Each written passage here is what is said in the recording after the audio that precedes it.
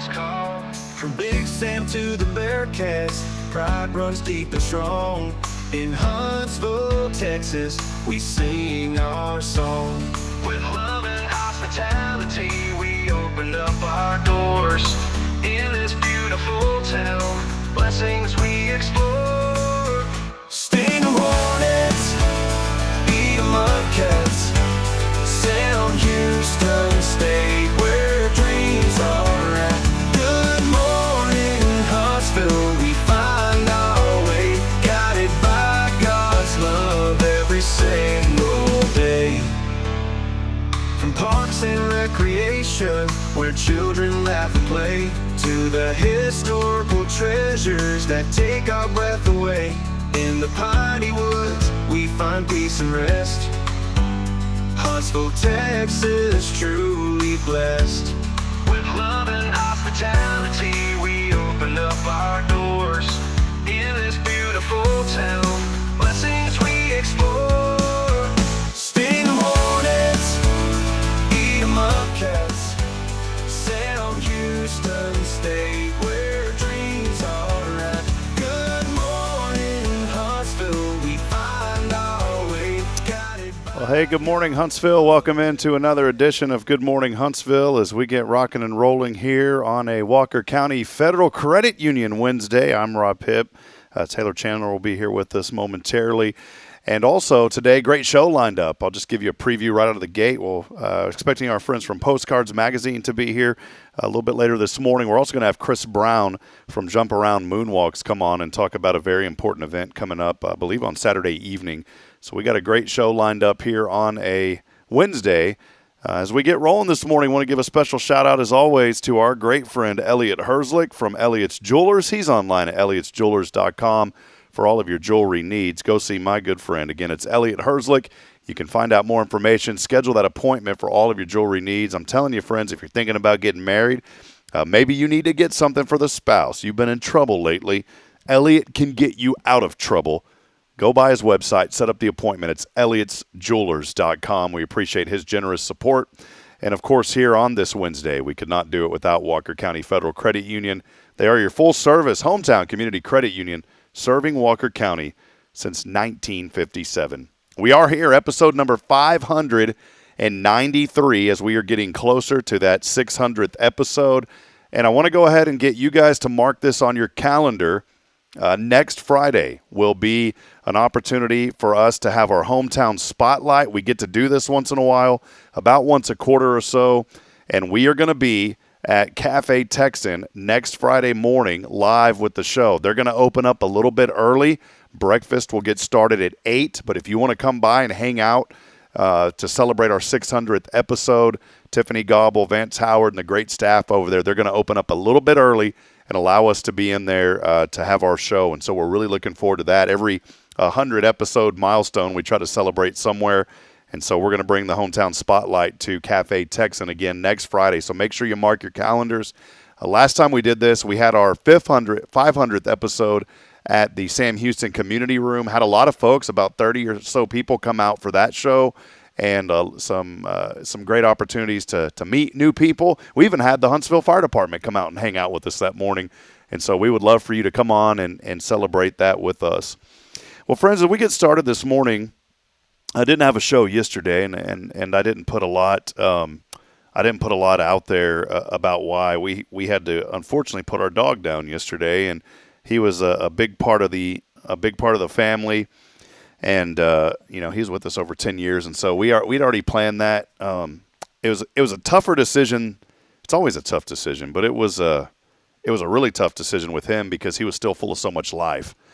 And the tumors, 6 months or actually 8 months ago, we had noticed a tumor, and many of you helped and supported us, and we appreciate that.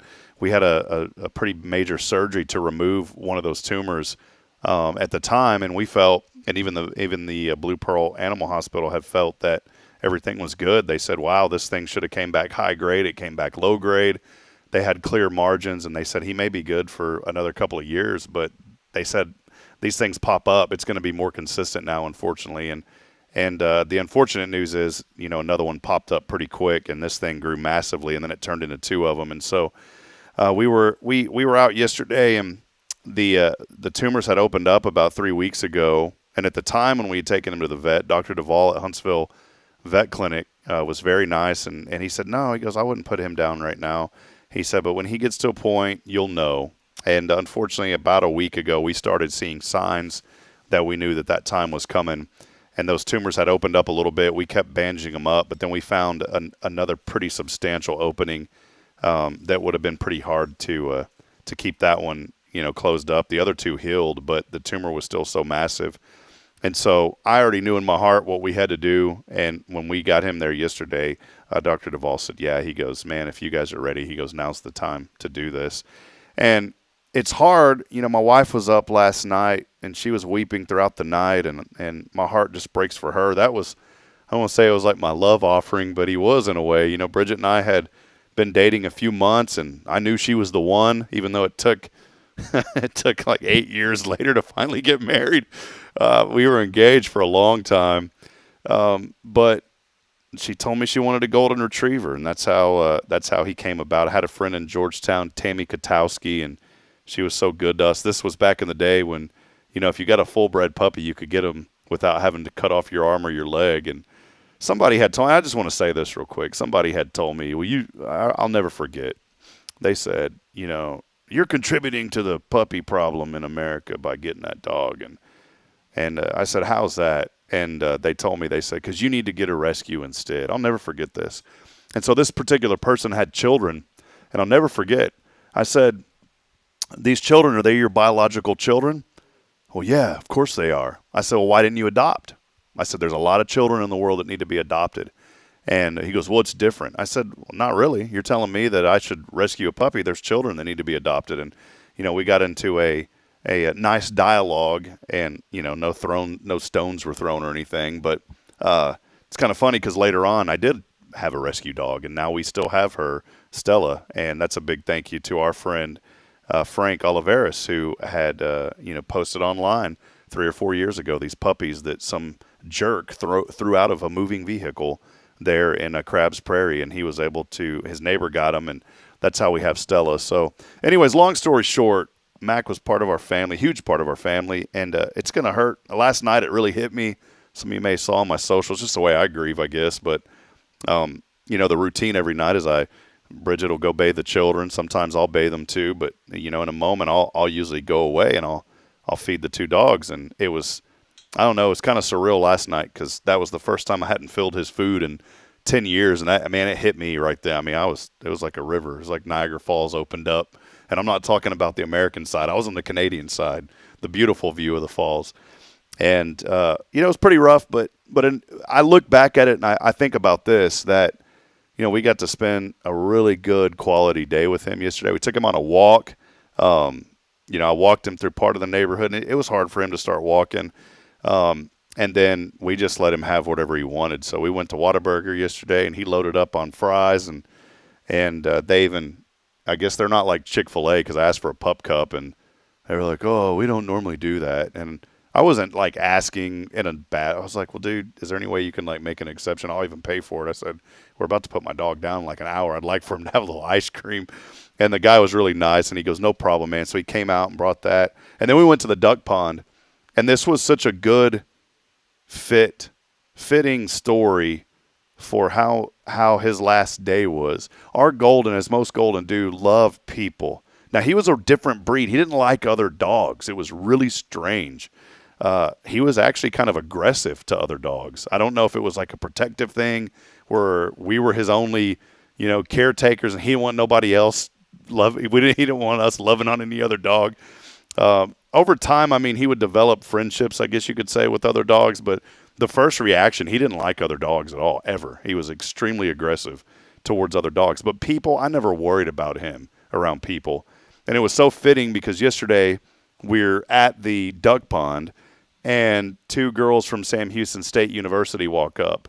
And that was one of his last interactions with people outside of us, was letting those 2 girls just love on him and pet him. And he was wagging his tail. And it was a really special day. And then if you're part of the Sam Houston police or the Sam Houston overseer of that park over there, he did not injure the ducks, but he managed to find one hiding in a little brush thicket over there, and he ran that duck out of there. So we had to grab him real quick and be like, "No, dude, don't do that." The only thing that was pretty tough is he really wanted to jump in that water. He loved being in water. And so, we didn't let him in that. But I just wanted to say thank you to Dr. Duvall at Huntsville Pet Clinic. He is such a caring man, and we were able to be there. And Dr. Duvall gave me a hug afterwards. And I'm telling you, the way to do it, don't wait. I'm just doing this as a PSA. Do not wait until your dog, if you know that he's going to suffer, don't wait until the suffering starts. That was it was the hardest decision. I've had to put down 2 other dogs before, and I love those dogs. My little Jenny, that was my special dog. She was 20 years old. I mean, that dog was a huge chunk of my life. Mac was a fourth of my life. But with Jenny, she had got to the point to where she was suffering. Her little belly had blown up, and it was terrible. That final night and that final day. And with Mac, we knew that this was coming. And could he have probably made it another 2 or 3 weeks? Yeah, absolutely. But he would have been suffering. And so my challenge to you this morning is, I know it's difficult for many of you that are dog lovers like my wife and I, or pet lovers, even cats. I don't know how y'all love cats, but y'all do, some of y'all, and that's okay. That's your thing. But they're all part of the family. And don't wait until that moment of suffering. Make the decision. It is with pets, it's an ethical thing to do. It's the right thing to do. It's the hardest thing you'll ever do. One of the hardest things you'll ever do, but make that decision. Hey, before we have Karen Altum on, Karen is here with us from Postcards, our great friend. We're going to chat with Karen here in just a few moments. I wanted to comment on some. We're also going to have Chris Brown a little bit later on the show. He's going to be talking about a very important event that's going to be coming up here in Huntsville this weekend. I felt like Sunday was going to be the biggest day for churches in a long time, even bigger than Easter. And, with everything that happened last week, and it's tragic for someone to lose their life. And I've been open about this, and I'm not being political at all. I'm being honest about this, that we need to be able to have honest discussions. We need to be able to have dialogue. We need to be able to talk to people in an honest way and not be worried about violence, that someone's going to come at us. And I felt like, because of everything that happened last week and the terrible, news with Charlie Kirk and all that happened last week, I felt like Sunday was probably going to be one of the biggest days that we've seen in churches across America. And we saw it here, and I've talked to other churches here in Huntsville, and we prayed for that. We prayed, Lord, fill every single church to capacity, even more than capacity. Let people be outside wanting to get in. And we didn't see people banging on the doors trying to get in here, but we did see a full sanctuary on Sunday, one that we haven't. I mean, we've been seeing increased numbers here at First and all over the community, especially young people. Somebody had posted a while back that they said, I saw this across my feed somewhere, and I can't remember exactly where, but they said that we're in need of a spiritual revival in our country. Dr. Alvin Jones has been very outspoken about his faith and a miraculous healing of pancreatic cancer, which unfortunately that's one of the tough ones that they don't find out until it's really late developed, because you don't notice it until it's late. And Dr. Jones here in Huntsville was healed of his pancreatic cancer. He's very open about how the Lord healed him and his faith and healing. And we just love Dr. Jones. And he has been praying for spiritual revival for years. And he is one that has helped lead the National Day of Prayer for quite some time here in Huntsville. And through him, I've seen the spiritual revival, even before, events over this last week. And so I wanted to say this. I posted this yesterday, and I hope that all of you latch on to this morning. Then we'll have Karen on. I said, I pray that this past week has taught us something. And I want to pause real quick on that first sentence. I pray this past week has taught us something.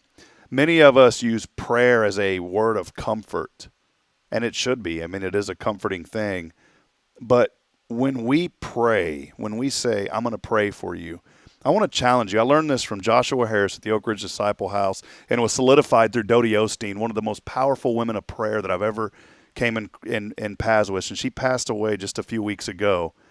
But Miss Dodie was so big on prayer. I want to challenge you. If you say, I'm going to pray for you, just pray for him right then and there. Pray for them right then and there. And so as I wrote this last night, I said, I pray this past week has taught us something. I prayed before I had wrote that. And I wanted to challenge you this morning in that same context. When you say you're going to pray, hey, man, I'm praying for you. Pray for them. I said, especially those who are Christian, put aside the petty differences. How many of us have so many petty differences in life? And I said, let go of the bitterness, anger, and rage. It comes right from Ephesians. The Bible reads this: the word reminds us to let all bitterness, wrath, anger, clamor, and evil speaking be put away from you with all malice, and be kind to one another, tenderhearted. Listen at this. Be kind to one another. Be kind to, don't just say it, do it. Tenderhearted, forgiving one another, which is extremely difficult for many, even me. There's been situations that it's not easy to forgive, but we have to. And then it said, even as Christ forgave you. And you think about that this morning. And friends, I believe if we struggle, and I wrote all this, you can find it on my Facebook, but I said if we struggle to love our fellow man, our fellow person in life, maybe it's a reminder that God still has more work to do in our hearts. And I believe he always does, but maybe there's that extra push that we need. His desire is for us to live in unity and reflect his love. And friends, when we forgive, when we show kindness, when we walk together, his Spirit moves in a powerful way. And over this past week, I wrote this too. This is our moment to rise above the noise and be a light in the world that needs hope. And here's a question for you this morning. What if this week we truly lived that out loud in kindness and unity? I saw a lot of things. I have to be careful on social media because you see so many negative things, but I believe that the goodness overcomes the negative. In the media business, the minority has always been that 1% that make the noise, but for some reason, they get the most credit. Over this past week, I think we've seen that 99% finally get the credit that their due deserved. One thing that I've noticed are people coming together. I've noticed people holding vigils. We're going to talk about one coming up here in just a little bit. But I've noticed people trying to destroy those vigils. And you know, I didn't see any anger from, and I'm talking about physical anger. Now, people were angry, but I didn't see any physical anger. People pushing and shoving, and there was a Charlie Memorial Vigil, and they were painting something, and this girl had her hands in blue, and she was smearing it all over, and not one person around her was pushing her out of the way. They were just like, why are you doing this? Even in that moment of someone who was bringing to light something really negative about something that happened, there were still people that were saying, hey, we love you. How can you love someone in the midst of that? That's what we're called to do. So I just wanted to open with that this morning. We're going to have Karen Alton, Postcards Magazine. Let's take a brief break. Taylor will be joining us. She'll hop in on the discussion as well. So we'll step aside. We'll take a break. Hey, we are here on a Walker County Federal Credit Union Wednesday, and we appreciate all that they do. We couldn't have friends like Postcards and Chris Brown's if it wasn't for the generous support of Walker County Federal. They are your full-service community credit union, serving Walker County since 1957. Stay with us as we'll continue on. More to come. This is your show. It is Good Morning Huntsville here on this wonderful Wednesday. Stay with us. Houston Memorial Funeral Home. We know times of loss are tough, and you need a place to feel comfortable and cared for. At Sam Houston Memorial Funeral Home, we pride ourselves on being with you during those really tough days. You can rest assured that we will be on your side and by your side every step of the way. Thank you for your trust. Sam Houston Memorial Funeral Home, supporting families every day, every step.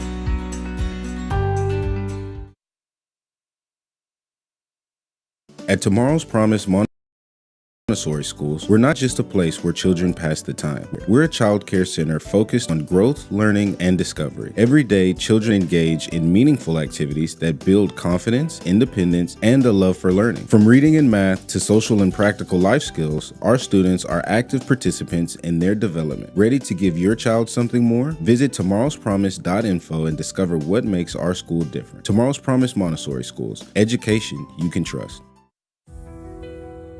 Since 2010, the Oak Ridge Disciple House has helped men break free from addiction, not with quick fixes, but lasting change through Jesus Christ. They've celebrated 167 graduates at Oak Ridge and 138 more at Interfaith with an 80% success rate. That's compared to just 5% in most secular programs. The fact is, Jesus works. And now, celebrating 15 years, they're building their third house in Tennessee and just launched a women's program, Restoration Ranch in Texas. It's all for God's glory. And here's the heart of it. They never turn anyone away for lack of money. In fact, 95% of families receive scholarships. As one person put it, don't talk about it, be about it. Every penny counts. Donate today at oakridgedisciplehouse.com and help change a life forever. The Oak Ridge Disciple House. Online at oakridgedisciplehouse.com. Real recovery, real hope.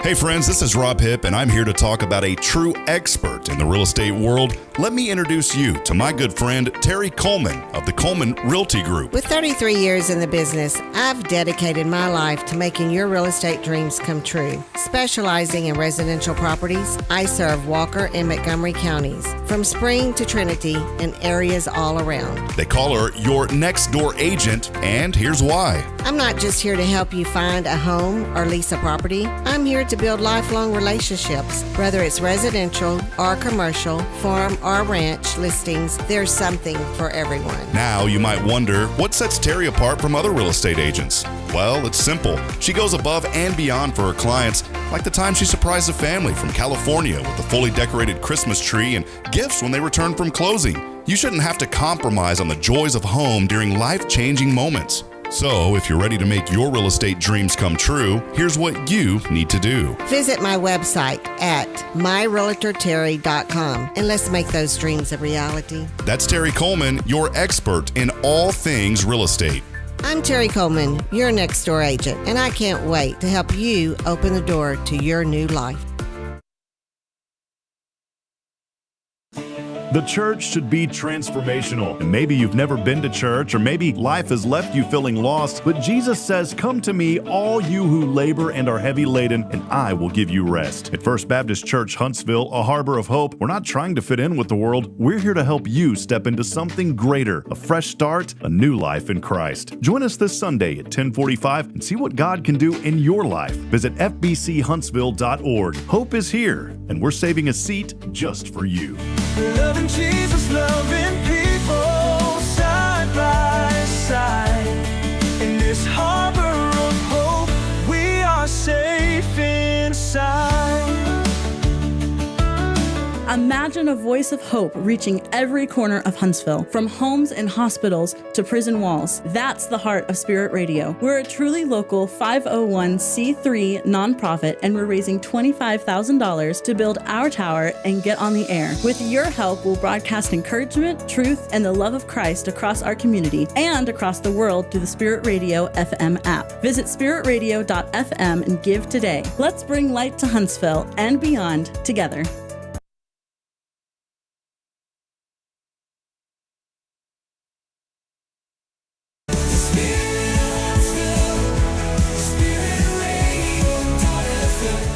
This is KHSP LP, Huntsville, Texas, the spirit of Huntsville.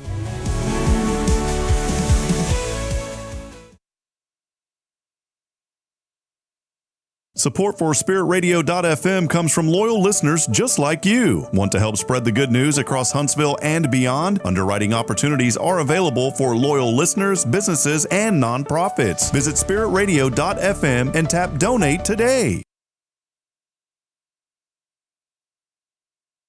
Braylon, say, "This is Spirit Radio." This is Spirit Radio. The spirit of Huntsville, Spirit Radio.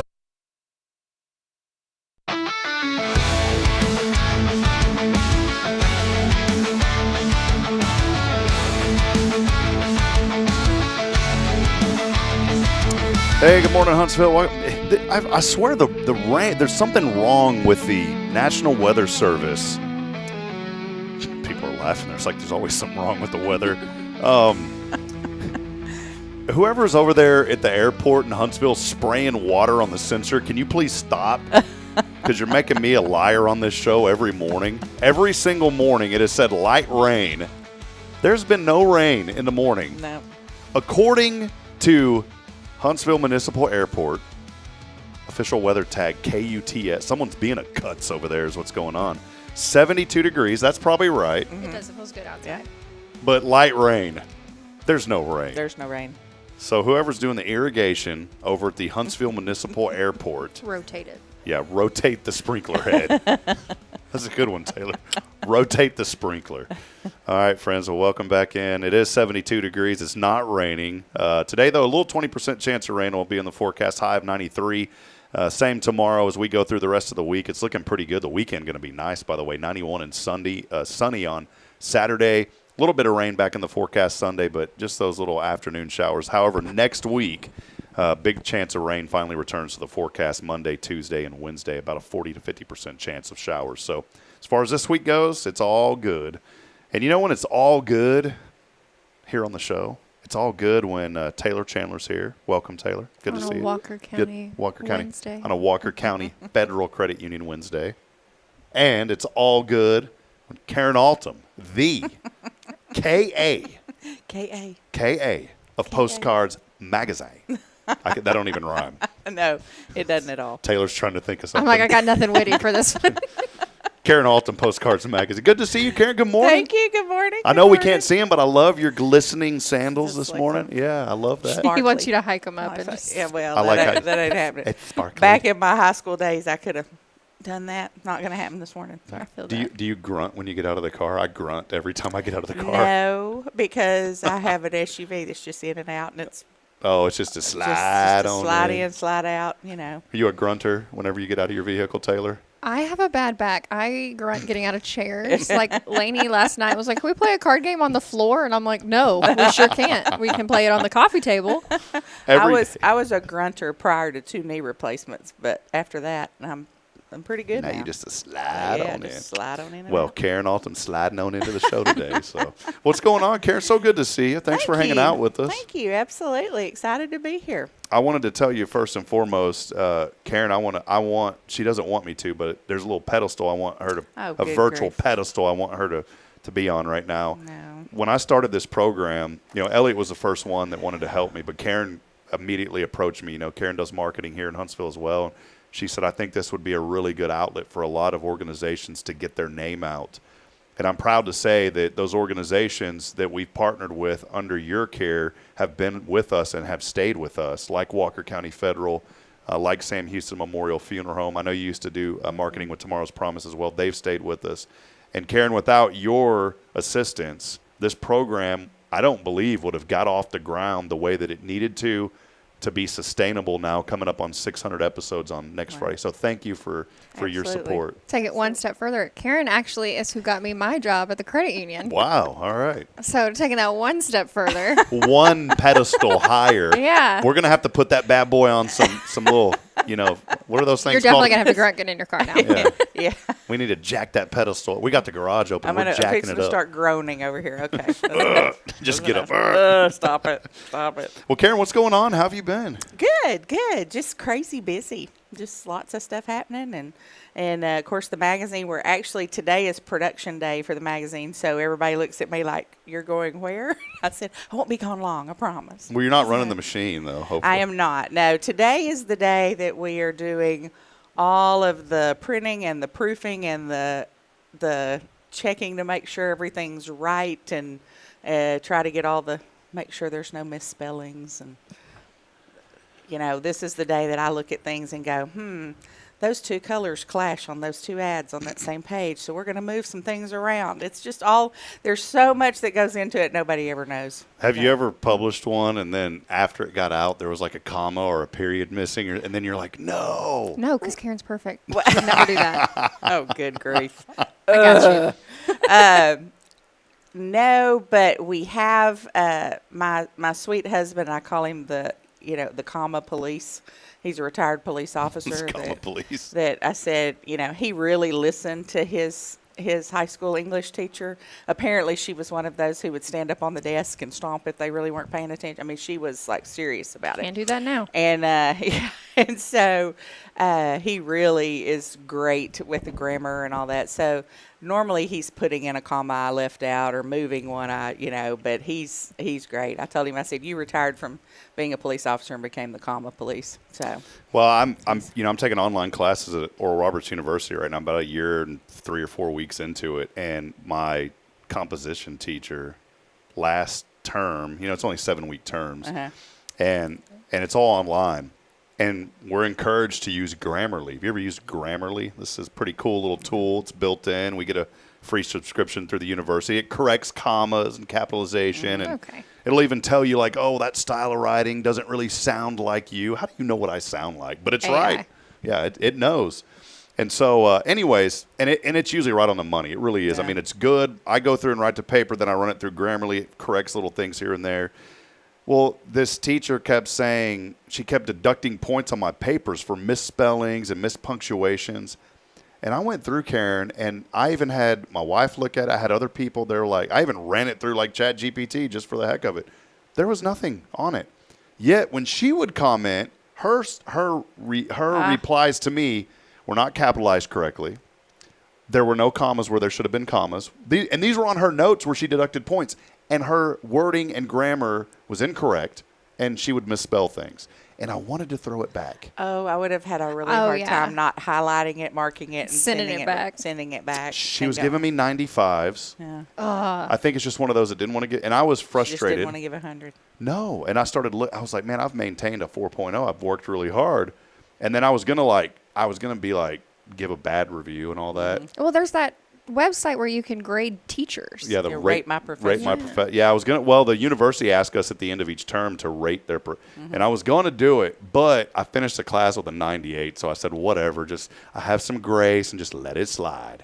See, that's the theme this morning. Well, there's a difference in grace, and there's a difference in helping people be better and being accountable for things. So, she needs to learn too that I also have a mother that's a high school English teacher and taught dual credit courses. So, we had lots of English in our world. So. I'm not very good at it. If you've watched this show, many of you, for some reason, have almost 600 episodes. I'm really bad at language, and not like colorful language. I'm really bad at finding the right words to say. Just like a while ago, I couldn't think that when you're in a garage, what raises up a car is a jack. I couldn't think of that word a while ago. You were doing good, though. You were like, the thing that you pump up. The lifter upper. The lifter upper, yeah. So, well, Karen, I know y'all been so busy at Postcards. Let us know. I know you've got some events that you want to highlight real quick, but just let us know a little bit more about the magazine. Maybe there's new people that are watching. We want to welcome you if you are this morning. We do have a lot of new audience. Tell us a little bit about the magazine, what y'all cover, and just how y'all tell us everything. Okay. Well, we started this year is our 15th year, and we published 2 editions of the magazine. We began here in Walker County, and we delivered. It started. It was going to be really easy. It was going to be 10,000 copies a month, and do it quarterly. Just 10,000 copies a quarter. No big deal. And then after 2 issues, we had such a great response, and people were going, is that the new one? And we were like, no, we were just refilling a rack. And so we were like, okay, so we now publish 25,000 copies here in this area and market, and then we publish another 25,000 down in the Lake Conroe area, because they started saying, hey, we want your magazine. And I was like, it's really not for you. It's community. We say community. It's what we do. And so we wanted to just remind people of why this is such a great place to live, and just share positive. We just believe in sharing positive and highlighting things that are good and true, and just keep people's mind focused in the right place. I love the dogs. I love that you post pet pictures. We share people's pets. We share people's grandchildren. I'm like babies, but puppies. Yeah. Well, I can tell you, we know the minute that the magazine hits mailboxes, because the first things that we get in every month are pets, always. So I'm like, yep, they're out there. So boom, here they come. Taylor's sitting there saying, put those babies on the back page. Those dogs need to be on the front page. I love those. And so it's a free magazine. It's mailed to a lot of areas. It's also rack dropped in high traffic areas. You can get them at the credit union. I was That's right. We have County them Federal there. has some. But also it's online. always. So all of our digital issues are there, or our issues are there digitally. You can flip through them, read them just like you're reading them online. We actually, at the chamber breakfast the other day, Noah Spear stood up and he said, I just want to tell you how Postcards gets around. He said, we had someone contact us from St. Louis who had read the article about the Lions Club benches that we do. And he said they want to know how to start that program up there. And he said, so Postcards Magazine in St. Louis, Missouri, he said, has started this. They're starting one up there because of reading it online. There's a rap song about that goes, you can find me in St. Louis. Da, da, dun, dun. Chris, you know that one? Da, da, dun, dun, I don't. dun, I will dun, take your dun. word for I'm it. not going to say the rest of the lyrics, but I'm going to need you to Yeah. Spotify that to me later. 'Cause, I think there's some questionable lyrics in there. colorful language. Colorful language. Speaking of which, like Angel Studios, you know, they're like a Christian. You know, they apparently I haven't. It's one of those ads that keep flying through my feed on Instagram and now on Facebook too. That apparently there's some way that this company or some company related to them takes all the movies and like gets out all the bad things that there used to have be you heard of that? I have, and there used to be back in the days of DVDs. There was a player you could subscribe to, a DVD player. We did it when our kids were small. That you could put a DVD in the player and it would filter out the bad language. It was like. It was worth it when your kids were small and you wanted to watch something, but you were like, no. Oh, my parents were like, yes, say it. Say it. They were already ready. Yeah. They're like, I know what comes up I brought next. you into this world, I'd take you out. You made me think of another song. There's another song. I ain't a play, I just crush a lot. You ever hear that one? No. Chris knows that one. There we go. I feel like I need more words. Yes. I just needed to get at least one person finding one of these with me. Thank you, Chris. But while we're talking about music. Yeah. See, this was a perfect segue. That was a perfect segue. Here we go. What do we got? Know what we're doing. Yeah. So you remember a couple of years ago, Postcards did a concert that we brought to town with the three Heath brothers. Awesome concert, by the way. It was. And, you know, what was really fascinating, we did it as an outreach just for youth, to kind of have an event for the youth in the area to come and to do something, have something just for them, we thought. But we made tickets available for free to churches and to a lot of different groups and things. Well, what floored me were the people who came who were in their 70s and 80s, and I'm thinking, they're not gonna enjoy this. And they loved it. They were so excited, and they can't wait for them to come back. So that's the news. We're bringing them back. Awesome. So they are coming back November 15th, but we're super excited. We're doing this a little different this year. Well, we're doing it a lot different. When we had them here before, we had them at the Old Town Theater. The principal of the high school was there that night, and with some of the groups that were there, and he was so impressed at the time. He said, man, I'd love to have these guys back. Their story is amazing. They are three brothers. They're twins and an older brother. And they have a great story about the twins, and I'm not going to tell it because I'll let them share it. Huh? So don't spoil it. I'm not going to spoil it. I'm not going to spoil it. It's worth coming to hear. But we're going to have the concert this year, November 15th. It's going to be their kickoff for their holiday concert. So it's a Christmas concert. It'll open the holidays for Thanksgiving and the Christmas season. It's going to be their kickoff for their nationwide tour. Awesome. And so we are going to have it at the Huntsville High School Performing Arts Center. How cool is that? So we have lots of room. The acoustics and the sound are going to be phenomenal. And then on top of proceeds from the concert, we are going to help the Huntsville ISD Social Services. And at that time of year, they're always needing help at Christmas and the holidays to help kids that are homeless. And we have between 300 and 400 students in our school district that are homeless or challenged in where they're staying, maybe living in their cars. Just lots of unbelievable that that's in our community, but it is. And so we're going to be looking for a couple of sponsors to help us with this. But we are so excited. Tickets are very, very affordable. They're on sale now. Oh. I checked this morning. It's 3heathbrothers.com. That's the 1, 2, 3, and then Heath, Heath.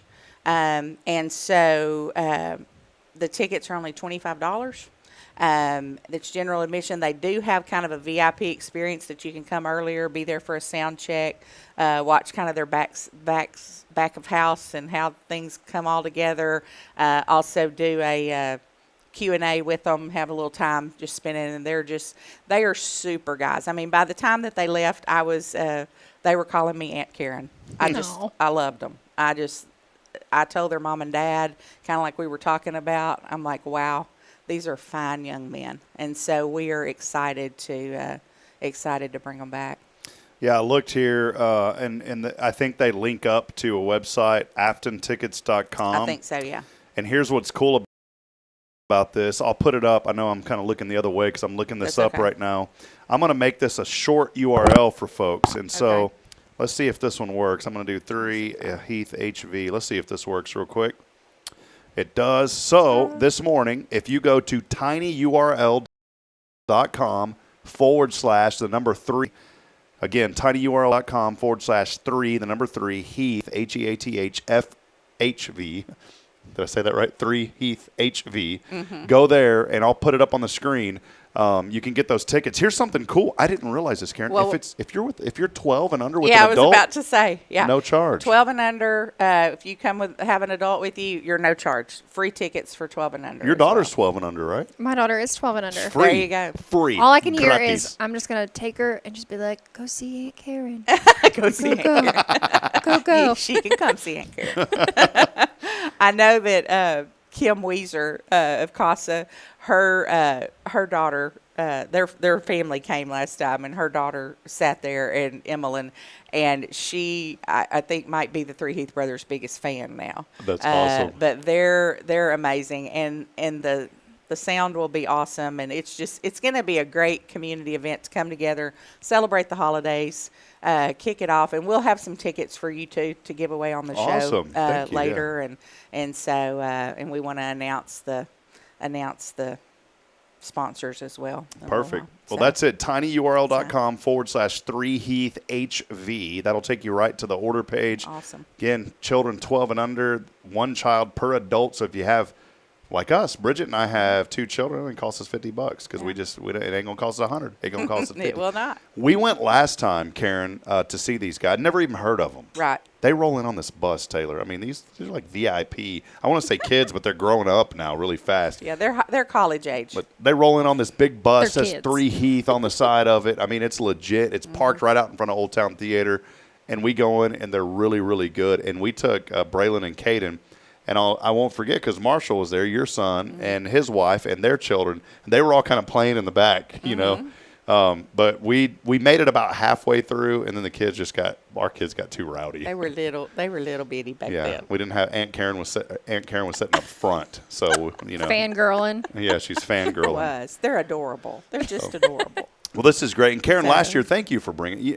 I think about opportunities in Huntsville, and here's a great opportunity to hear a really well-known group, and they're continuing to grow, and it's going to be so fun. And I believe you may have mentioned this. I believe this is maybe the first event outside of HISD that is in the auditorium there, which is really good. And it's a beautiful facility. It is. And they're being so gracious to allow us to do that because we are benefiting the school district. It's going back into the kids.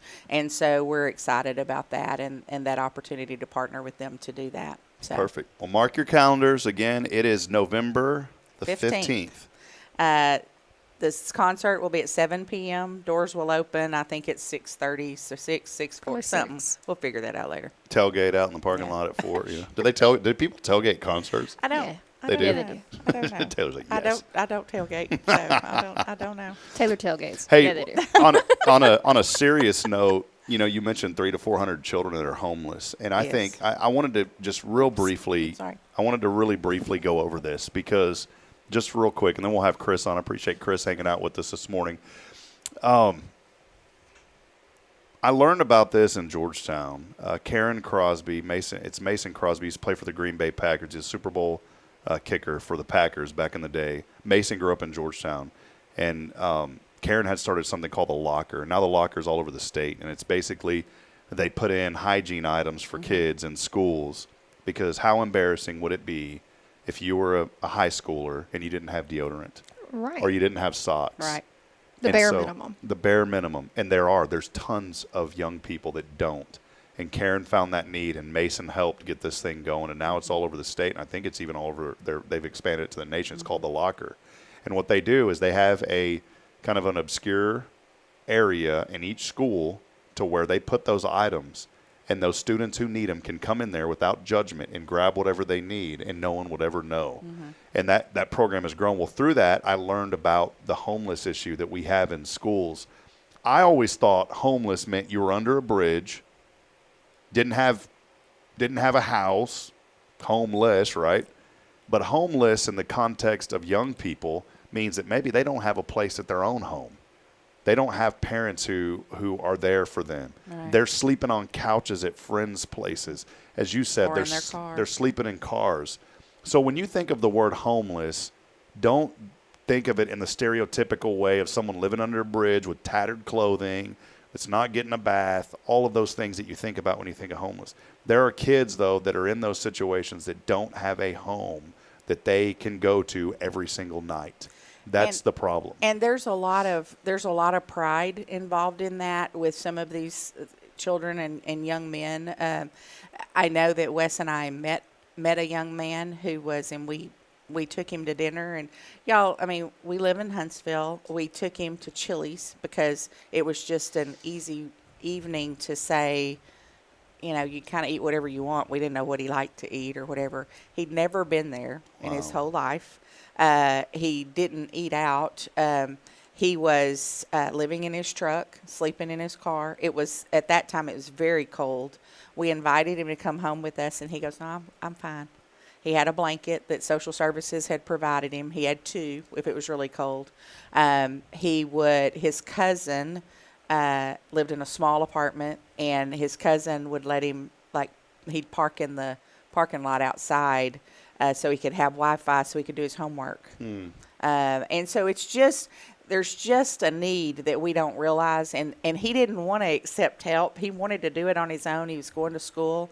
I'm not sure that he finished. He was a senior. We were just trying to help him get to the end, and he was like, "No, I'll do it. I'm good." And so just really want to.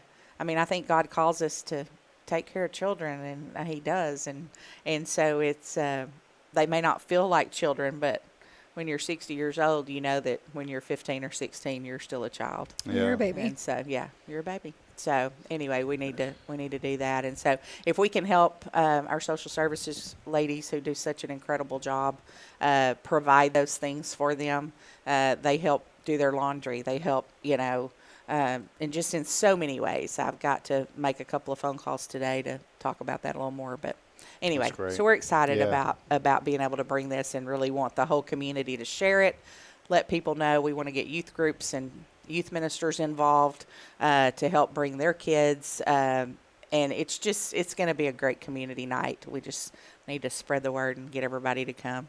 That's it. And if you're a heathen, come. We want you to. If you're a heathen, still come. They're three heathen brothers. Enjoy the Christmas music. Yeah. Come on and have fun, guys. So that's all right. My last name's Hip, so I was always called Hip the Hypocrite growing up, I won't tell you the other part of it. I figured it's going to be hipster. Yeah. We went cool, and you were like, no. Yeah, it's not that cool. So thank you, Karen. Appreciate you being here. Thank Absolutely. you so much. Thanks for the invitation. And I love your colorful shirt. It just looked great on camera. That shirt. We were talking about this. I was telling her, I said, this shirt is so wild. I said, it made me, when I looked in the mirror on the way here, like in the rearview mirror, I thought, oh, my word, I thought of that quote from Steel Magnolias where she said, you are too twisted for color TV. I think this might be that shirt. Well, it looks beautiful with the purple behind you. Well, great. Yeah, there you go. I did it on purpose. Yeah. Yes. All right. Well, there she is. Karen Alton, Postcards Magazine. We appreciate her support, her and her husband, Wes, the whole family. Just a great family. And what a tremendous asset here to Huntsville. We love you, Karen. Thank you so much. Love y'all too. Well, we're going to take a break. As always, we couldn't have friends like Karen on here if it wasn't for Postcards Magazine, if it wasn't for Walker County Federal Credit Union. Absolutely. They are your full-service community credit union serving Walker County since Hines 1957. We'll step aside. We'll take a break. Chris Brown joins us on the other side. It's Jump Around Chris Brown. We need to get that rah, rah. We need to get some good hip-hop music going, man. We'll AI that during the break. It's Chris Brown coming up when we come back. Stay with us. This is your show. It is Good Morning Huntsville. We'll be right back after this. Stay with us, please.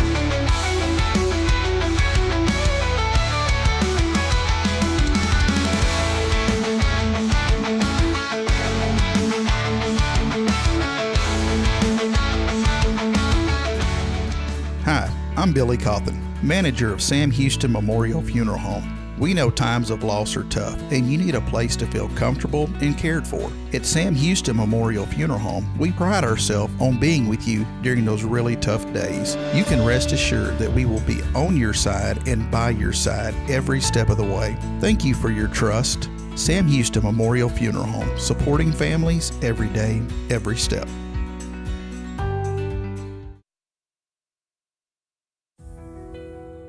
Since 2010, the Oak Ridge Disciple House has helped men break free from addiction, not with quick fixes, but lasting change through Jesus Christ. They've celebrated 167 graduates at Oak Ridge and 138 more at Interfaith with an 80% success rate. That's compared to just 5% in most secular programs. The fact is, Jesus works. And now, celebrating 15 years, they're building their third house in Tennessee and just launched a women's program, Restoration Ranch in Texas. It's all for God's glory. And here's the heart of it. They never turn anyone away for lack of money. In fact, 95% of families receive scholarships. As one person put it, don't talk about it, be about it. Every penny counts. Donate today at oakridgedisciplehouse.com and help change a life forever. The Oak Ridge Disciple House. Online at oakridgedisciplehouse.com. Real recovery, real hope. Hey friends, Rob Hipp, Media and Community Outreach Minister here at First Baptist Church, Huntsville. Let me ask you, when's the last time you felt real hope? Maybe it's been a while since you've been to church, or maybe you've never felt connected to a church at all. Well, friends, that's okay. Here at First Baptist, we're a harbor of hope, and we welcome everyone just as they are. We have programs throughout the week for all ages to come together, ask questions, grow in faith, and find the hope that only Jesus Christ can bring. Whether you're looking for a fresh start or a community to call home, we'd love for you to join us. Come experience something real. For more information, visit fbchuntsville.org. First Baptist Church Huntsville, a harbor of hope. In this harbor of hope, we are safe inside.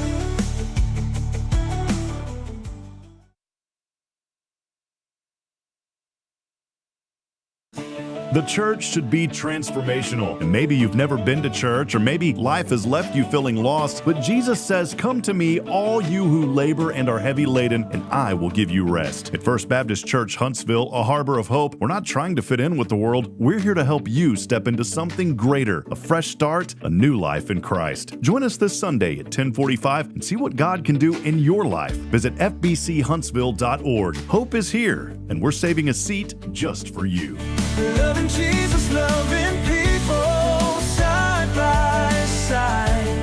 In this harbor of hope, we are safe inside. Spirit of Huntsville,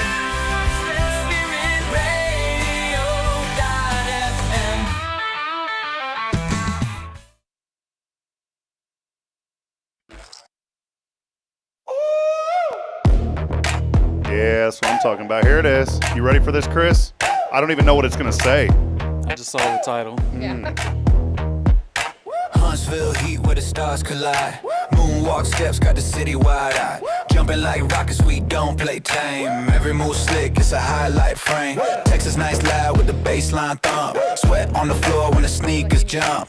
Big dream spinning like a rodeo ride. I'm waiting for the hook. Alive, we don't ever hide. Jump around, feel the ground quake under. Move so sharp, it's a lightning thunder.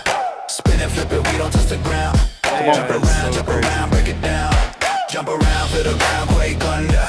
Move so sharp, it's a lightning thunder. You feeling it, Taylor? It's coming. She's getting there. She's getting there. I'm like, oh, I told you my back hurts. I'm a little lady. I was hoping it would say jump around Chris Brown, but it didn't take in what I told it. So Yeah, AI is so crazy. Isn't that cool, dude? We So that just happened? You created that in like... during the commercial break, jump around. It was supposed to say jump around Chris Brown, jump around. Where normally like 5 or 10 years ago, you might pay a lot of money for something like that, but... A little short snippet. It even gives you a second version. Just, hey, you know it's a good song when it goes, hey. Yeah. You know what I'm saying? Hey. Out in Huntsville streets, stars don't fade. Dreams get louder, plans get made. I think they're talking about Walking the song. slick like MJ Shade. Texas heat, but the cool don't trade. Got that bounce. There it is. It's supposed to say jump around Chris. Welcome in, jump around Chris Brown, dude. Yeah. Thanks. Hey, Taylor, What an intro. fix this real quick. There you go. All right. Yeah. I feel like I breathe loud. That's all right. Chris Brown with us. Jump around moonwalks, man. Good to have you on, brother, man. I know it's there's a lot going on. Chris has been a friend of this program, man. I wanted to thank you for all that you do. And I know we talked about Karen, but Chris, man, you're always looking out for people. You know, there's an old country song like "People Loving People." I'm in a singing mood, even though I'm horrible this morning. But that's you, man. You're always helping people. You're a humble dude. And whenever I saw something that you post, I said, I need you to come on the show this morning and talk about this. Before we announce what that is, what have you been up to, man? Jeez, man, I try to have my hand in a little bit of everything, and not to jump too soon into the memorial stuff, but just talking about Charlie Kirk for a second. One thing that Charlie really taught me as a man, as a person, is finding your purpose. And ironically enough, I was at a Brazilian Jiu-Jitsu training last night, and the gym I was at, I'm actually somewhat of a coach there, and one of the students asked, he's like, I want to ask you something. And he said, what is the purpose of life?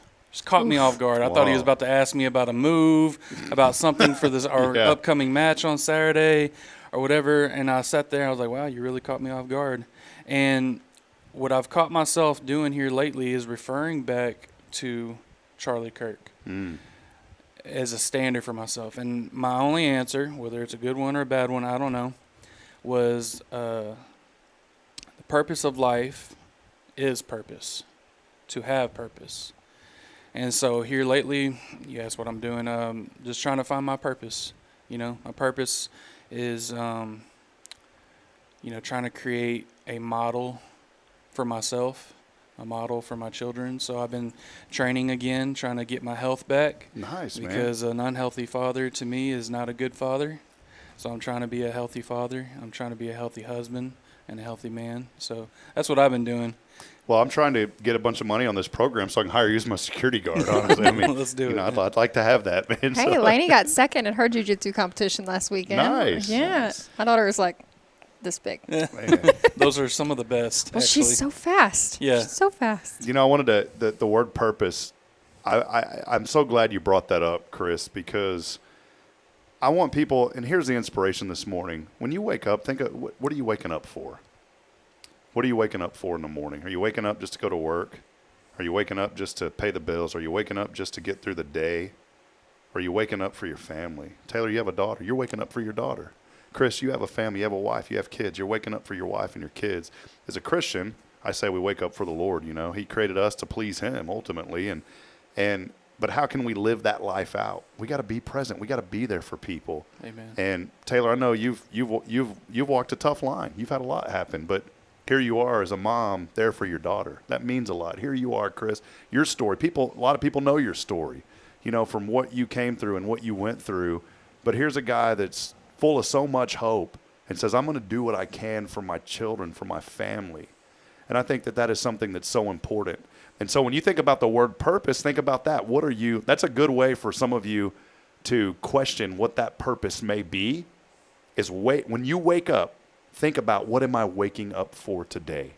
And if the things that you're waking up for don't make sense, then change those things and make it make sense. I'll say this, not to preach a mini sermon, but our pastor here at First, he relayed something. I've learned so much in 2 years under Pastor Jason, man. I know y'all have got a great church over at Family Faith as well, man. But Jason said something that hit me. You know, I was in the broadcasting world for, I guess I still am. We're broadcasting right now. I'm like, you were, yes. But, you know, I used to do college broadcasting, and I always thought that was my purpose, right? I thought, man, I'm going to go to here at Sam, and then I'm going to go to Fargo and broadcast for North Dakota State, and then the NFL or the NBA. A mentor had told me that was right around the corner, and I thought that was my purpose, man. That's what I was supposed to do. And then all of a sudden, all that changed when we had our second child and we found out. And I realized I was never home. I was making great money. I was supporting my families, every dream I could ever imagine. But I was not present. And I told Bridget, I said, we got to go back to East Texas. And then everything dramatically changed. And Jason here, and the reason I brought him up is he said something. He said, sometimes we're so focused on our dreams that we forget about the dreams that God has for us. And I was like, whoa, man. And that hit me big time. So I started questioning, what are the dreams that our Creator has for us? What are the dreams he has for me? And then, boom, it turned into whatever, where we're at now. So I just say that no matter where you're at in your faith journey, no matter where you're at in life, wake up this morning and think about, what am I waking up for? And if some of you are in the deepest valley, the deepest pit right now, I want to tell you there is hope. Don't stay in that valley. Surround yourself with people who are going to lift you up. I've always said, if you're not around people who are lifting you up, you're around people who are letting you down. Move those people out of your life. Chris, you and I probably have a similar story in some areas. I bet there's some overlap. I was around some people that were friends. I'm not going to sit here and dog on them and say they were bad people, but I was involved in stupid stuff in my 20s that I wish I could go back and never do that.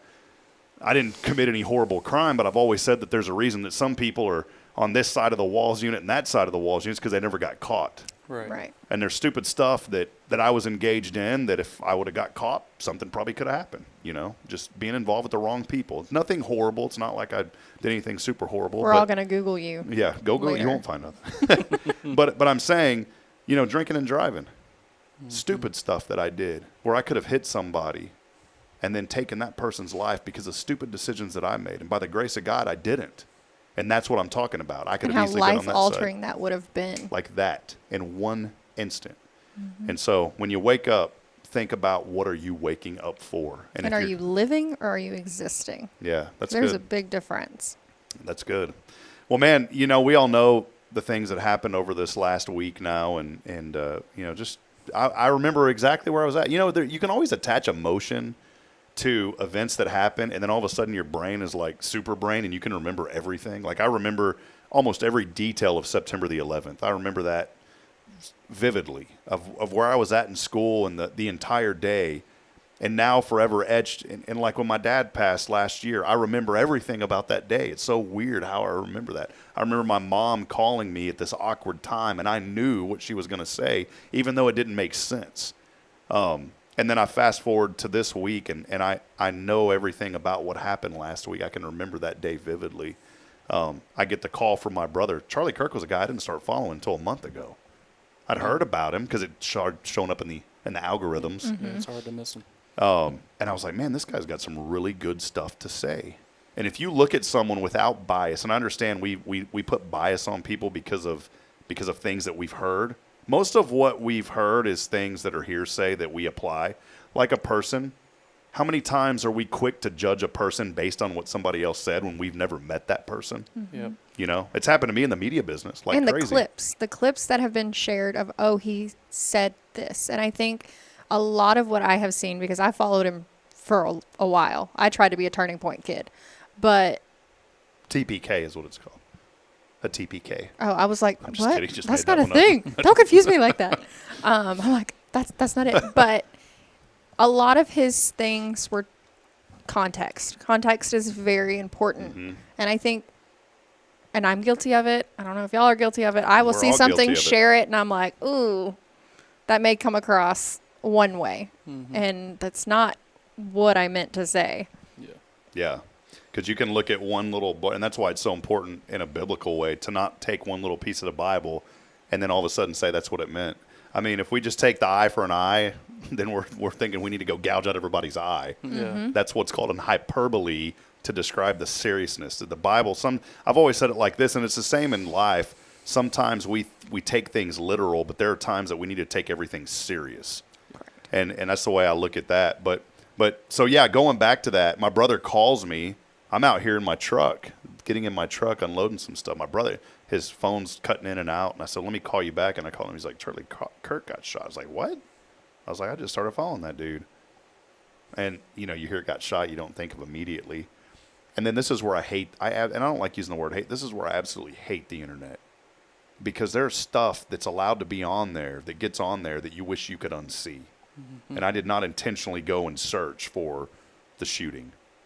But right there on my feed, the old thumb scrolling, right? Yeah. And then boom, and you can't take your eyes off of that. There's a dopamine in your brain that says, I want to see more. I need to see what happens.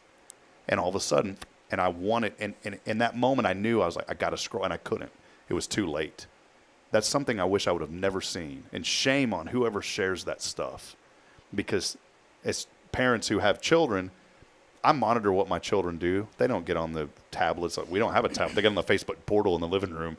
But I try to monitor that. What if that would have showed up to my little 4-year-old as she was watching a kid's YouTube? You never know. Kids' YouTube is stuff gets on there, and it's historical at this point. It's a historical moment that easily could be persuaded onto YouTube Kids. Yeah. So, Chris, I wanted you to come on. We've seen a lot of really great ways that people are honoring this man's life. And I believe we are in the midst of a revival. I believe we've been in a revival for 2 years, honestly. I really do. Yeah. I shared earlier, somebody had posted, we need a revival. I'm like, where have you been at, sister? Because there has been one. We are seeing church attendance. Even before last week, we are seeing attendance in the local church going up. Because I think that bias that people have now of those that don't go is the church is all about money. I think that's finally starting to get pushed to the side now. That it's not all about money. Now, some of them, yeah, they probably are. But most of them, and I guarantee the ones here in Huntsville aren't that way. It's a community of believers coming together to lift people up. We're seeing that, Chris. And I think we saw it tremendously. I mentioned earlier at the beginning, and then I want you to highlight this event. I had posted a comment about that. And a friend of mine, she said their church had over 100 guests on Sunday. 1,200 showed up for Sunday school. Yeah. That's fantastic. I'm like, good night, man. Where'd they all come from? Now, that wasn't in Huntsville. That was in North Carolina. But there was a lot going on in North Carolina. Now, I'm trying to sound Louisiana. I'm trying to sound like that was pretty good. I'm trying to sound like Odell over at the Cajun Barber, and it ain't working. But Chris, tell us what's going on, man. The Lord put something, I believe, on your heart, and you want to share it with us, and it's something that I think is really important, man. Yeah. So I organized a candlelit memorial for Charlie Kirk here for Walker County. Somebody had actually, messaged me and asked me if I knew of one happening, and I was like, man, I haven't seen anything yet, but I would love to see it. And all it takes is just one person stepping up. I think, not to go too far deep into it, but I think people are still somewhat a little, nervous to speak up. But one thing that I absolutely loved about Charlie Kirk is his ability to speak in any atmosphere. To anybody. Mm-hmm. And mainly to people that hated him. He wasn't there more so for the dialogue of the people that loved him. He was there to have conversations with the people that did not love him, that wished ill will on him. And so I wanted to, create a tribute to that.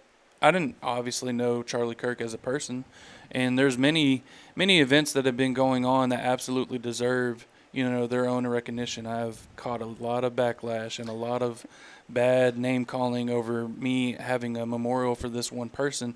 I believe that anything and everybody that has lost their life, natural or unnatural, deserves that recognition. And can I say something on that? Because you're probably going to say this, and I'm gonna support you on this. If you're one of those, because I saw some vile comments, Chris. Very bad. And my first reaction is anger, but then I'm like, yeah, I'm angry about it, but I'm not going to go act on anything about that. But I'll say this. If you are so passionate about something, then do something. Exactly. What response. is preventing you?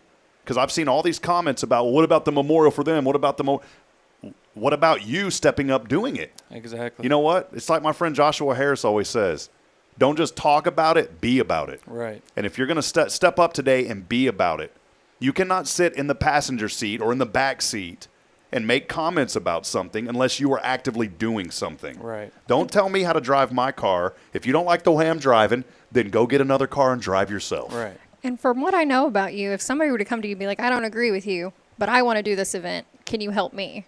Right. You would be more than happy to help. Yeah, because there was a few that were bringing up the murder of starts with an M. You know, one of the Democratic. Yeah, in Minnesota, the families, yes. the family, which was tragic. That's terrible. And if somebody wanted to create a memorial, you know, for that here in Walker County, I'm more than willing to help. Me personally, I don't get involved. I have my own views, I have my own beliefs, and things like that. But I don't get involved in these. Oh, just because you're a part of something else, I have to automatically hate you. I have to automatically condemn you.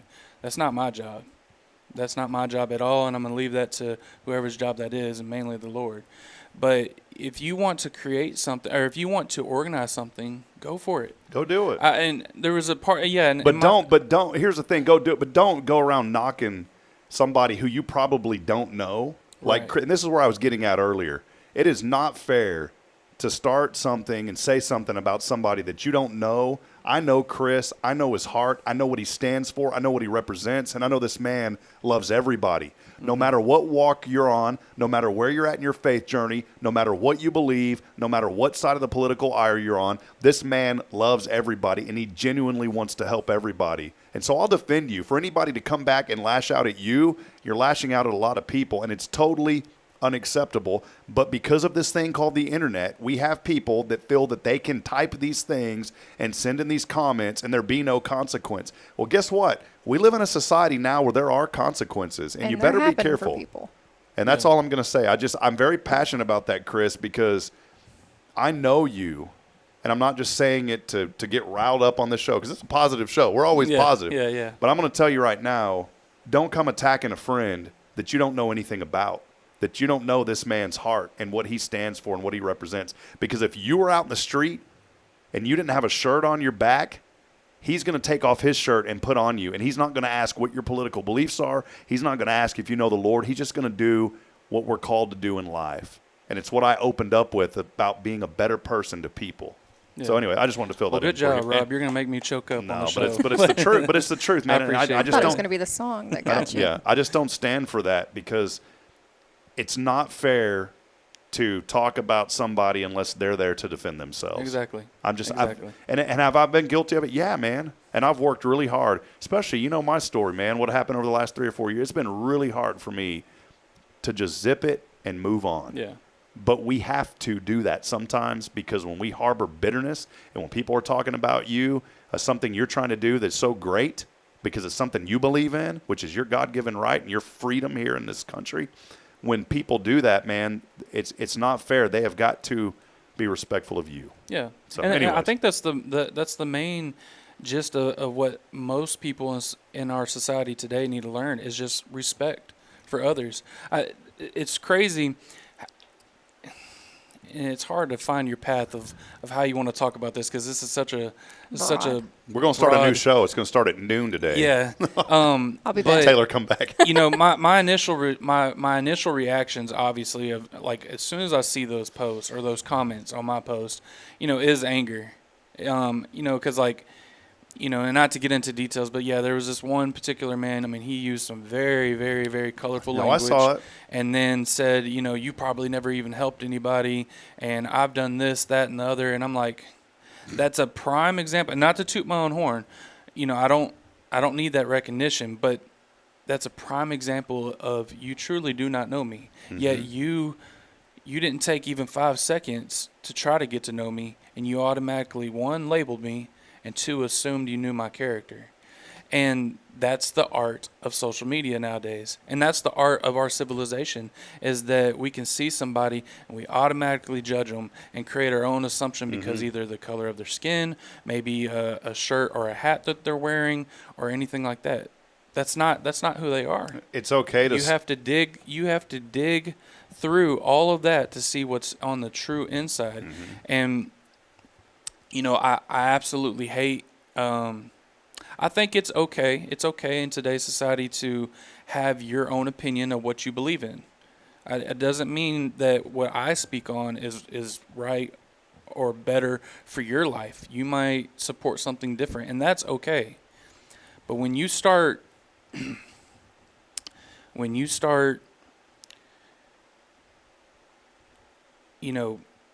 tearing somebody up and celebrating somebody's death, zero call for that. That shows a different side of our humanity that is pretty hard to accept for me. Thereof. Or lack thereof humanity. That shows a different side that is very hard for me to accept. I'm just going to be blunt and honest, and this isn't political. So don't. And again, because that's where our mind goes immediately, it wants to go political because of the climate we live in. Yeah. Do you see cities being burned down right now after the death of Charlie Kirk? Do you see people out on the streets fighting? No, you see people. Candles. You see people coming together, trying to honor this man's life, not tear up their city, not tear up their community, not bash other people. But what do you see? You see people coming in trying to destroy that. And I'm not saying it from any political side. I'm just saying we see it. But there's still peace in that. And that's the openness that we have to have. We have to allow people. People can have their own thoughts. I want to stand for truth in what I believe. Well, even like we were just talking about that video that I posted that I lost, I shared one post and lost I know it sounds so petty, 100 followers.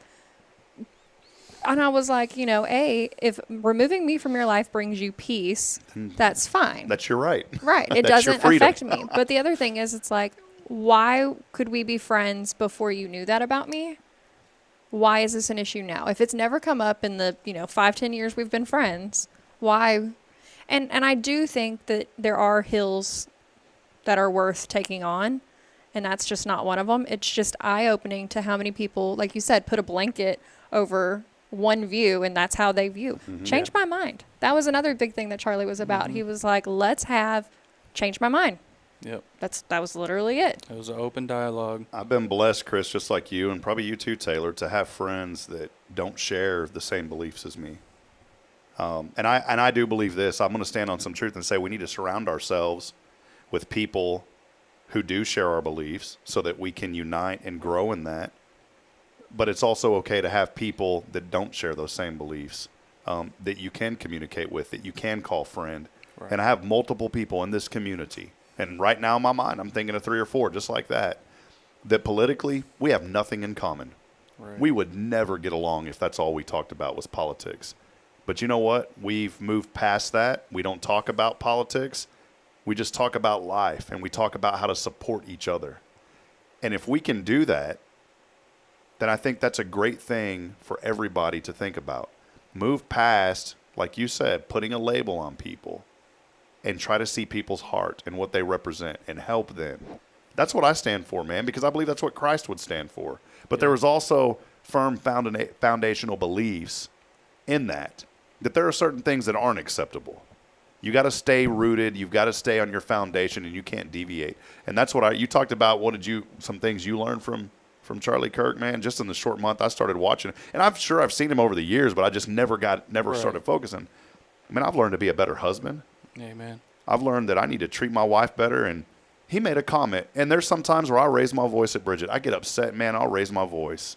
And I do it to my kids, and I feel terrible about it. Taylor's never raised her voice at her daughter. Ever. She's an I don't angel. ever yell. Yeah, she's an angel. She's never done that. So she doesn't know what we're talking about, Chris. And if somebody's heard me yell, no, you didn't. But the truth is, Bridget shared something with me last night. And, we're in the midst of, mourning our poor dog. And she shared with me, and she didn't mean it towards me, but we were talking about him last night, and she goes, his wife shared something that he never once raised his voice at her. And I'm like, wow, have I failed as a husband? Yeah. Tremendously. And because of that, And I mean, my teachings first and foremost come from Christ. I mean, that's who I'm going to follow. Amen. God, family, country. Yeah. But I see someone like Charlie is like, here's a guy that was on this earth that also was he's not Christ, obviously. Mm-hmm. Christ is the ultimate inspiration. But here's a guy that I can relate to in some things too. Not that Christ is the ultimate relatable. But you know what I'm saying. You know, Yeah, I it's used somebody that I can same look example the other day. I think it was an interaction with one of my twin boys, and I told my wife, I said, "You're gonna laugh at this, but I've started to use this expression in my mind because we've all grew up on what would Jesus do. I started to use this expression, what would Charlie do?" And not to, I'm not trying to like idolize him. You're like not elevating Christ, him but above Christ. What I viewed Charlie as was a standard. I didn't know him as a person. I'm sure he was a good person if he, shown all these great attributes about himself. I know he was into football and he had his own personal life. But what he stood for in society is what helps me gauge my interactions with others, my family, and people friends and people that I don't know. I'll tell myself, because I'm the world's worst, man, and I think a lot of men are. We're kind of short-tempered, and so sometimes we get put into these stressful situations, and I'll tell myself, did I act appropriately? Mm-hmm. Would Charlie have done that? And I think that's a good standing. You can use anybody like that if holding yourself accountable. Holding yourself accountable, and accountability with changes, I think, is literally the word that could change the world. Mm-hmm. Right now in this world, I believe that we are on the complete opposite end of that spectrum. We're trying to hold others accountable. We're always trying to point the finger. I think accountability of yourself is what literally could change the world. Yeah, because you can say things on the internet and there are no repercussions. Right. Because I'm not going to say 9 times out of 10, but pretty high, that nobody's going to say what they say online to your face. No, right, I agree. I think maybe not to you. They probably do it to me, but Taylor will straight up. My tell daughter you. knows Brazilian Jiu-Jitsu, so you better not talk She'll bad to me. beat you up. I think I think, you look at Christ as the example. You speak truth with grace. And if we could all speak truth to people with grace. Amen. And think about the word grace. Well, truth, think about what truth means and think about what grace means. And grace is handling things in a way that comes across as loving, compassionate, and caring. How can we have grace for others but still maintain what we believe to be truth? Yeah. And that's the big thing, is how can we do that? And you have to be graceful. And you don't have to be right. That's the problem. Everybody wants to be right. And there isn't a right or wrong in most of these cases. Some things yeah, are. So I'm like, well. But you're right. I mean, you're right, Taylor. Because how you were raised, it changes how you were viewed. And I feel like, yes, we all grew up very different, I'm sure. We grew up probably more similar than most other people, some other groups. Mm-hmm. And how we were raised, we can't say, hey, how you are taught is wrong. Is it something I agree with? No. But we can be respectful and we can be kind and educate me. Give me an opportunity to learn your point of view before you are just slamming me for being, you're wrong. Yeah. Be able to articulate why I'm wrong. Right. Well, Chris, the Lord's put this on your heart and wanted to circle back. A vigil being held. Is that this Saturday? Is that correct? It's tomorrow. Tomorrow? Oh, tomorrow. From 6 to 7? Yeah. September 18th. That is tomorrow. Where did that come from? I thought that was Saturday. I'm glad. Yeah. So tomorrow night. Explain more about kind of the time and all that, Chris. Okay, so it's September 18th, tomorrow, Thursday. It's going to be from 7 p.m. to 8 p.m. Originally, I was going to go for like 6 to 7, but then I noticed it's not getting dark till a little bit after 7. I didn't want to go too late on a weekday and people not be able to make it. So 7 p.m. to 8 p.m., it's a candlelit memorial. It's a peaceful service. If you're on the fence, just know that there is law enforcement that's going to be present, so as safe as it can be. I don't know the turnout. I've never hosted something like that before, but I do know that there's been over 600 people that have checked in to the event page collectively between going and interested. So I do believe there's going to be a great turnout. There will be, a memorial set up for Charlie, which, I've bought quite a few candles for. I've also bought over 200 of those handheld candles with the hand protectors, so we can give those out to at least 200 people.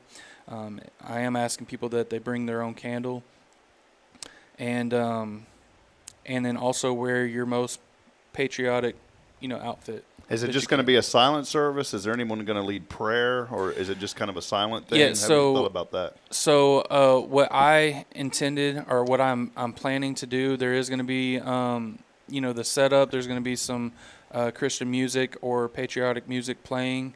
I do hope that at some given point, either during the middle of it or towards the end, that I can maybe gather a group and I'll try to lead in prayer over this. And if anybody else wants to pray also, they're more than welcome. But the main thing of it was just trying to, show our condolences to that family. And just to reiterate, this is open to anybody, regardless of beliefs, as long as it's peaceful. Yes. Yeah, because there's some other people. I think there was one young lady saying that she's going to show up and she's going to show, her own recognition and memorial to the other events that have happened. That's okay. We're in a public space. We'll be at the memorial will be more so located towards the corner of 11th Street and Sam Houston Avenue, right there by the courthouse on the sidewalk and stuff like that. I'm sure there's going to be people that will show up and have their own opinions or their own beliefs, and there's probably going to be, some conversations that might happen, and that's okay as long as everybody is peaceful. I think that's what Charlie would want most, is for people to show up and be able to talk. The biggest thing that I hope for tomorrow is, aside from what the event is intended for, is that maybe there is some diversity of people there, and maybe it might show a little bit how much people truly care about this country. And maybe we can start, stop throwing jabs and start throwing hugs. Yeah. Stop throwing hate and start throwing love.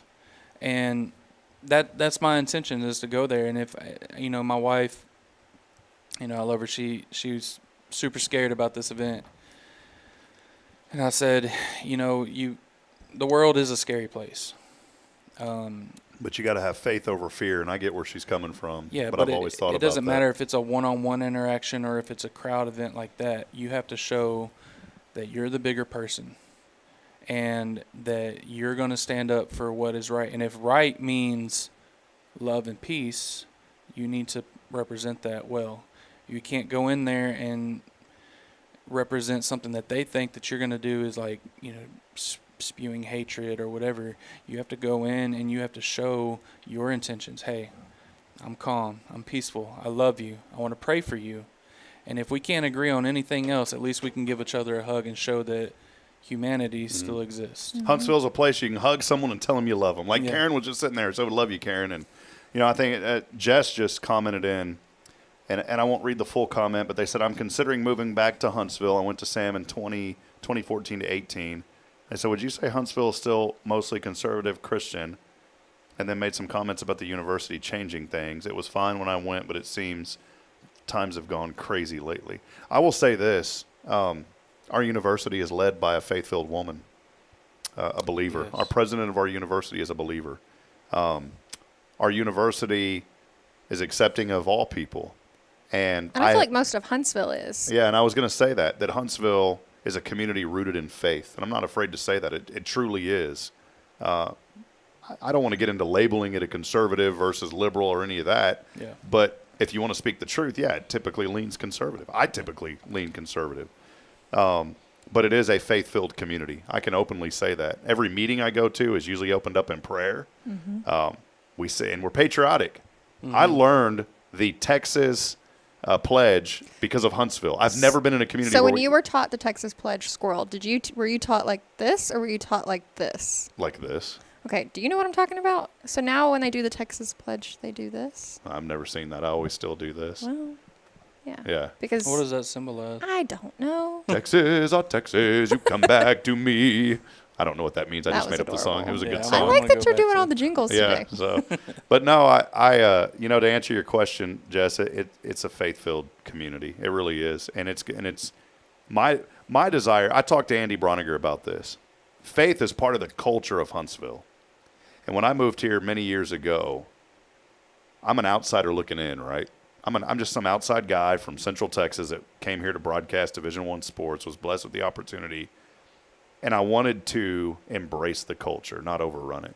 I have ideas about certain things that I'd like to see growth here and there, and I think growth is a great thing if it's managed. But Andy said this. He goes, Mayor Broniger said this. He said, my greatest concern is I leave this mayoral position. He goes, I know I'm going to be filled in by someone great. But he said, my biggest concern is in the next 30 years, will Huntsville still have its culture? And friends, I believe that culture is still alive and well, and it is, and it has to be rooted in faith.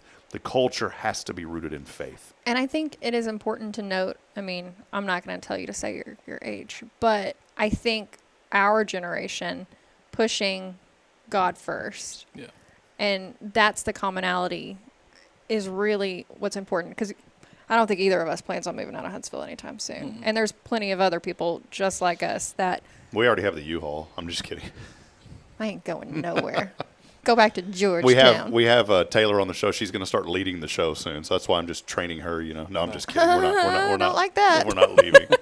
But I do think finding like-minded people to help the people in the community realize, okay, I'm not by myself. And, you know, we are both raising people were a good moral compass. Like your boys are seeing you, hey, dad is putting himself in a situation because that's something he believes in. And that's a purpose that he feels. And feeling like leading your boys to see that, like, they can pursue their purpose even when it's scary.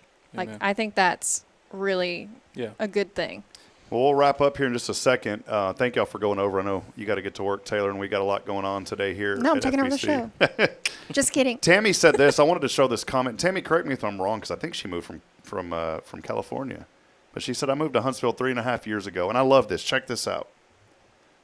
She said, and I felt accepted from everyone that I have met. I do love this town. Amen. That's the whole point of our platform here, is I see so much good in Huntsville. And we wanted to promote that because there is much more good. And Jess, to answer your question, yes, this is I love living here. I love being in this community with my children. I love that this community is rooted in faith. Absolutely. It is a huge part of Huntsville, and I don't see that changing anytime soon. Oh. And so, man, if you came to school here and you think things are changing, things always change. You're in Leander, so you've seen a much more broader change like I did in Georgetown. But Huntsville is such a unique community. It really is. And there's so much beauty here. And there's so many good people. And I see it time more than not. And if you're looking for these negative things, you're going to find them. Mm-hmm. But I tend to look for the positive. And when I look for the positive, I see a community that comes together despite political beliefs, despite even spiritual beliefs of someone that may be a Christian and not a Christian. Time and time again, I see people coming together to help each other. That's what Huntsville's about. I've had 2 or 3 instances in the last 6 months where somebody's car has broken down in front of me, and people didn't continue to drive by. Like 5 of us all at once got out to help. Mm-hmm. That's fantastic. That's Huntsville. Mm-hmm. That's Huntsville. What we do in Huntsville. So, well, Chris, anything you wanted to wrap up with, man? Thank y'all for. I know it's been an extended show, but a really important conversation. I'd like to do this more often. It's really good. But anything final, man? No, I want to show my appreciation for Huntsville. That I came to Huntsville in 2010, and I literally came here for what probably 90% of other people come for, and that's to come work at the prison. And you know, one thing I wanted to kind of give credit to Huntsville for is amongst our hospitality, we have a lot of things that could actually pull a town like this back. That being all the prisons around, you know, and all the evilness that lies within those, because me spending 5 years of working there, I saw a lot of evil. And, you know, so that kind of being the foundation, but also you have, you know, the college. And I love Sam Houston University.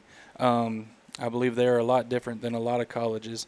But like you were saying earlier, a lot of colleges are based around that indoctrination. And But I think that we have some really good leaders in Sam Houston University that you don't see a lot here, that you see elsewhere. Correct. And so, despite all the things that could hold Huntsville back, we still push through it all. And another thing that I noticed about Huntsville, and I could be wrong, there's a lot of churches here. Mm-hmm. This is not that big of a town. 42 is what my latest and you would count. think that maybe there would only be maybe 5 or less. There are a ton. And There's maybe more churches than restaurants. Yeah. And maybe that shows a lot Mexican restaurants. I was about say Huntsville and the intentions and what we're doing to combat the world's evil. So I just want to tell Huntsville, thank you very much for always having great hospitality towards me and all my friends and my family and everybody that's involved here, and the ones that were inquiring, like, what is Huntsville like? All I'm going to tell you personally is come find out for yourself, and I can almost assure you that you will absolutely love what you see. Yeah, we came back from Fargo because we loved it. Everybody thought I was going to go back to Georgetown when we left Fargo. I was like, no, we wanted to be here in Huntsville. Yeah. Well, hey, one final thing. Chris, thank you. Tomorrow night, 7 to 8 at the Walker County Courthouse, just right around the corner from the church here. Make sure that you get over there. It's going to be at 13th at Sam Houston, right? 11th and Sam 11th Houston. Where Sam should Houston. people plan on parking? Maybe I should have asked law enforcement that. I imagine that it being so late, it's not going to impede on too many businesses. I would say personally, and don't hold me accountable, but I would say personally on the back side of the courthouse, where all the in the square. Okay. I would say that you can maybe park across, just be very careful crossing any streets and things like that. But if it were me, I'd park on the backside, like where the gazebo is and Sam's Table and the Face Maker and all those places, and back there, just like it, and then make your way up. I don't want to step out of line here because I always need to check with our administrator, but we have parking lots here that folks can probably park in. Yeah. We don't have. I'm looking here. We don't have anything going on tomorrow night. So yeah, being so just late, right I'm sure most businesses Yeah. are not going to be open and would more than. But please be okay. courteous if they are open. Yeah. Please be courteous. And another thing I ask, with everybody showing up, I would just ask that you please, if you bring any posters, if you bring any candles, because it is a bring your own candle event, please take that with you. Please don't leave that trash. I'm going to try to bring out trash cans and things like that for people to throw away stuff, but just please don't leave that on the host. Parade candy. I need a good workout, but that's a big area to cover. How do they clean up all that candy after parades here in town? I think they have the. I think it's sweeper trucks. Yes, but even still, I'm like, how do they get into the nooks and crannies? They don't. Hey, one final comment. Thank you, Chris, man. We appreciate it. Hang out with us because you'll close with us really quick. I don't know the full details of this, but if y'all know anything about that poor man, I think his name's John, and his dog, please find out how to get his dog back to him. He's a homeless man here in Huntsville. God put him on my heart 6 months ago. I was eating at McDonald's where that $3.99 Smiley's is. You know what I'm talking about? The $3.99 gas price never changes over there. The one on 45. I'm eating at that McDonald's. I see this guy in a wheelchair, this beautiful kind of yellow lab sitting next to him. And the first thing I noticed, not being judgmental, I didn't notice any beer cans around this dude or anything like that. And you just look, I hate to say that, but it's true. I mean, I'm like, man, this guy may be struggling, and I want to help anybody, even if they did have, beer cans around them or whatever. But I was sitting there eating, and I felt like the Holy Spirit prompted me, go talk to this guy. And I kept ignoring it. I was like, I ain't going to go talk to that guy. I ain't got time to go talk to anybody. I was being selfish. And I started to back out of the parking lot, and I've never felt this impression so strong on me that said, stop and go talk to the guy. That's God going. Yeah, 100%. It's Nope. the Holy Spirit. And so I inched back in, and I went over and talked to him and met him. And that little dog nipped at me. It was a big dog, not little, nipped at me. Oh, he loves everybody or whatever. I ended up talking. We ended up praying with that man. And I'm not, again, like you said, Chris, I'm not putting myself up to say I did something, but I had some money in my wallet that I didn't know I was supposed to have in my wallet because I never carry cash in my wallet. And I just felt prompted to give it to this man. And that's the reason I mentioned the beer cans. My dad suffered from alcoholism. And I've always told, in honor of my dad, I've always tell people, if I have money to give them, I said, I will give you money. But if you use a dime of this for alcohol, I said, I will never give you another dime. And I tell him the story of my dad, who I loved very much and who brought me to faith despite his shortcomings, because we all have shortcomings. But I tell him the story of my dad, and I said, my dad right now in heaven would not want you drinking. I said, I guarantee it. And I said, if you take any of this to drink, I'll never give you another dime. Yeah. Well, that man I knew right away wasn't drinking. And we ended up praying and talking, and I felt something with this man, and we talked. And then I see on social media a few weeks ago, somebody apparently has taken his dog. Have you seen this? Yeah, my mother brought it up. It was encouraging me to try to go take him down. I don't know a whole lot of the details. I don't either, but somebody took his dog, and apparently it might be located in Riverside. Oh, I do know what we're talking about. Yeah. I never saw the post. I don't know the context. I don't Right. know the full story. I don't know enough about. But if this dog truly belongs to this man, And the dog looked healthy. the dog was super healthy. Yeah, he took better care of the dog than he did himself. The dog always had a water Most bowl. of the homeless population do. They have a healthy, beautiful dog. So if y'all do, I'm serious. If y'all know anything about this, bring it to send me a private message on Facebook. Let me know the details. And apparently he was mentioning something about, somebody saying you can get him back if you give him money or something. And I don't know the full truth of that. But if you know the full story, let us know, because there's something about this guy that I want to help. Yeah. And just keep him in your prayers. We have other people in this community that I pray for almost daily. Brandon is one of them. I love Brandon LaFleur. Yeah. There's something something about Brandon that I pray for, and God put him on my heart. And Brandon and I have actually had some conversation before. Yeah. And so just pray for those. And I'm mentioning all this because I want you to do this. The things that we've been talking about all morning. Don't jump to conclusions about somebody. Right. And don't stereotype people, because you don't know what they've been through and you don't know what they're going through. Amen. That's But the show message. mercy and show love and show grace on these people, because we all need it. So, Preach. well, that'll wrap it up. Taylor's got to get to work. She's got some accounts she's got to start slinging over at Washington Also, County I did Federal. want to point out Chris's business is with us, and I think you might have personal with us too, don't you? That's HIPAA violation, by the way. We're not allowed to mention that without his permission. Well, I I'm just actually, kidding. I don't do that to me. I'm just kidding. Isn't The that way like they- isn't that a health care? I'm just That's what I was thinking. I was like, that's hospitals. I'm just, yeah. So I'm never got coming her. back. Yeah. It's Got all right. anxiety. You're not being very kind. He's got anxiety. All right, well, that'll wrap. No, you're fine. That'll wrap it up. Chris signed an agreement, by the way, before he got on the show that allowed that disclosure. So Yeah, it was on his account You're card. lucky. yeah. Hey, that'll wrap it up. We appreciate Chris for being here today. Karen from Postcards. A really good, longer discussion today, but something that I think needed to be discussed. We're all about promoting the good here on this platform, and if you have good that you want to share with us, let us know. Let Chris know. He loves promoting the good as well.